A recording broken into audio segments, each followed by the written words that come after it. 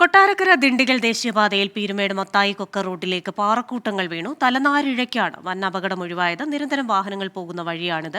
രാവിലെ 8 മണിയോടെ നടന്ന സംഭവത്തിന്റെ CCTV ദൃശ്യങ്ങൾ പുറത്തുവന്നു. വിവരങ്ങളുമായി ചേരുന്നത് വിഷ്ണു സുരേഷാണ് ഇടുക്കിയിൽ നിന്ന്.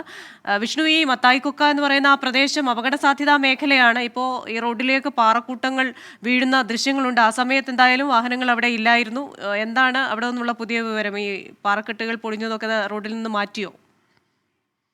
ഇന്ന് രാവിലെ 8 മണിയോടുകൂടിയാണ് ഈ സംഭവം നടന്നത്. പാറക്കെട്ടുകൾ ഒന്നായ ഈ റോഡിലേക്ക് നിലംപതിക്കുകയായിരുന്നു. വലിയ ഹൈറ്റിൽ നിന്നാണ് നിലത്തേക്ക് വീണത്. പക്ഷേ ഭാഗ്യവശാൽ ആ സമയത്ത് വാഹനങ്ങളൊന്നും അതുവഴി പോയിരുന്നില്ല. അതുകൊണ്ട് വലിയ അപകടങ്ങൾ ഒഴിവായി. ആ ദൃശ്യങ്ങളിൽ നിന്ന് മനസ്സിലാവും അതിന് ശേഷവും അതിന് മുൻപും ധാരാളം വാഹനങ്ങൾ അതുവഴി പോയിരുന്നു. എന്നാൽ അത് സംഭവിക്കുന്നത് ഈ പാറക്കൂട്ടങ്ങൾ വന്ന് വീഴുന്ന സമയത്ത് അവിടെ വാഹനങ്ങളൊന്നും ഉണ്ടാകാതിരുന്നതുകൊണ്ടാണ് വലിയ അപകടം ഒഴിവായത്. പിന്നാലെ തന്നെ ഫയർഫോഴ്സ് എത്തി ഈ പാറക്കൂട്ടങ്ങൾ നീക്കുന്ന നടപടികൾ സ്വീകരിച്ചിട്ടുണ്ട്. ഇവിടെ സ്ഥിരമായിട്ട് വാഹനങ്ങൾ കൂട്ടിയിടിക്കുന്ന അപകടങ്ങൾ പതിവാണ്. പക്ഷേ ഇത്തരത്തിൽ ഈ പാറക്കൂട്ടങ്ങൾ റോഡിലേക്ക് വീഴുന്നത് ഇത് ആദ്യമായാണെന്നാണ് ഫയർഫോഴ്സിൽ നിന്ന് ലഭിക്കുന്ന വിവരങ്ങൾ.